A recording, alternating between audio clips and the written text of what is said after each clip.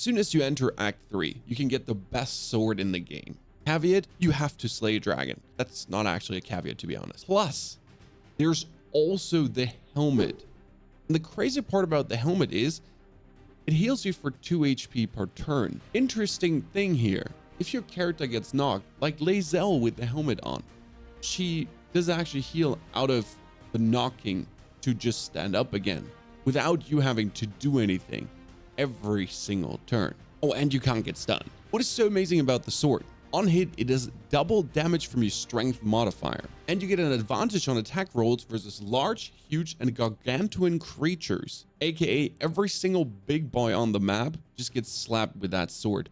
Plus, you can turn for 10 turns into a giant, which gives you 27 more hit points and an additional 1d6 damage, and it resets on short rest. Now I know your mouth is watering already. Let me tell you how to get there and keep all the story implications out of the way. You just arrived in Act 3, Rivington. 2 steps to follow. You want to get here to jump over to the south span of Worm's Crossing, and then you want to walk all the way to the end to jump down to the prison because there's a sneaky entrance. Let me show you the 2 jumps. By the way, did you notice something wrong with the gameplay in the background? Because my FPS is extremely low. Since my actual gaming PC burned down one day to the other, gone. Now I'm playing on my very old rig, which means it's time for an update. And let me tell you about our sponsor for today's video.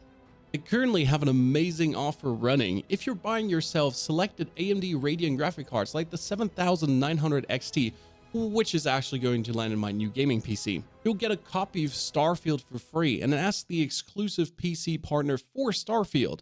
The game is going to be perfectly optimized for that, not only helping you to wrap up your Baldur's Gate 3 playthrough and never get stuck in those pesky loading streams again, or have that fireball super smoke powder explosion overwhelm your graphic card. It will simply offer you the best FPS for the dollar. But don't worry, if you're actually looking for a new CPU instead of a new graphic card, there's also selected AMD Ryzen CPUs that will have the same offer. Get yourself a 7000 series processor, wrap up that Baldur's Gate 3 playthrough, get ready for Starfield, and have just the optimal performance you could wish for. For me especially, the AV1 encoder is going to be interesting to get you even more quality YouTube content, live streams, and everything above. Jump number 1 you'll find to the right of the main road, and you'll just have to jump over here. Very simple. Walk up and get to the end of the road. At the end of the road, you turn right to walk down here to this little edge, and then you will have to jump down. That will cost you a little bit of HP points. You can use Scroll of Slowfall, Misty Step, whatsoever, or just literally yeet yourself down. I mean, you'll survive. There is a crack in the wall to the prison here, but it only appears if you get your perception check successful. Save and rinse and repeat until you really get it. Luckily, I got it first try because I didn't know this. Enter, jump over, blast a hole in the wall. I did use the Eldritch Blast for that. Really good against these sturdy walls. And then you just have to walk down the corridor. There will be one guard that you can nuke or deceive, intimidate, however you feel like it. And then you will need someone that actually is able to cast a lightning skill. Yes, because there's these 2 torches, the dragon hat torches. And in order to get past them or to unveil the illusion, you need to spark him with lightning. That is 1 spark with lightning, it turns blue. Then you spark the other one with lightning as well, and bibbity bobbity bobbity. Oha, oha.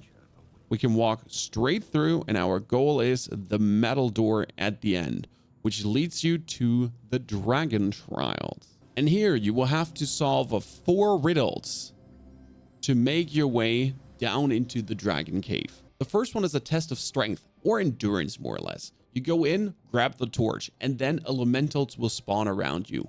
I advise just have Gale push them off, or yourself with the Eldritch Blast. It's extremely easy. They will come in waves. As soon as you get one down, the next one appears. You have to survive for 4 rounds. It's free experience. If you have Eldritch Blast, perfect. If you have Gale with the Thunder Wave, also fantastic. Or just put Astarion, Lae'zel, Shadowheart, whoever you have on the sides to push the elementals straight up in the pits. Free experience. The next one would be a chess trial. where Gale can actually tell you the answer. Yes, if you want to fiddle this out yourself, just skip a little bit. Realistically though, you have to move the rook one to the right and then the queen between the two pieces. Checkmate. Done. This one is so simple. Followed up by a murder mystery kind of one. You have to walk up here, read the scrolls, find out who's the traitor, get to the end, and choose one of the three people. I have to say I did not understand this trial, clicked one person, accidentally condemned them to execution, and it was the right one. So choose the most left one, and that is the right one. Sorry, Larian Studios, for just lucking this one out. The final one is more interesting. There are these portraits on the wall, and you have to be the judge, jury, and executioner, and essentially find out what happened and pass on judgment. But in order to do that, you need to get rid of this black dude there, the judge, the shrouded ghost, because he's putting everything into darkness. You can banish him, for example, or you can just cleanse the curse. I used my warlock skills to just get rid of him, and then you have to choose between put the person in the cell, execute him, or set him free. In this case, you want to put him in the cell because that is a just judgment for the crimes committed, but without being influenced by a corrupted judge. And after these 4 trials, you can straight up walk into the dragon cave, and there you have to fight Anzer. Now, we'll skip all the story related elements here. It's a very rough fight. Dude has 2 elementals coming from the left and the right that will make it harder for you. I did not focus on the elementals at all, I have to say. I just tried to damage raise Anzer because he'll go into the Tempest Storm overload mode where he just blasts everything into pieces. What helped me here extremely is having Lae'zel with the action surge to, in the right moment, just be able to completely overload the dragon with damage. Took me a couple of tries to really get to the point where we had him down. Also, if you're half illithid already, you should be able to mind blast him out of his flying form.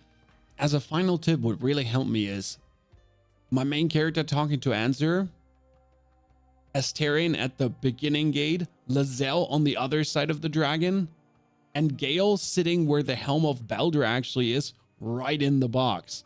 Perfect positioning. Give that a try too. It might take you like 5 to 10, but hell, it's absolutely worth it for the Giantslayer. I mean, 14 to 27, absolutely clapping everyone. Followed up with the Helm of Balduran as well, as we talked about it. And then if you want to do Giant form, hello, Giant Lae'zel. Love to see you there. Any other crazy secrets that you have discovered that you would desperately would like to share, put it in the comments below. If you don't want to get spoiled, don't read it. Also, if you're looking for a banger Warlock guide, we get our first one up already. Judge me harshly.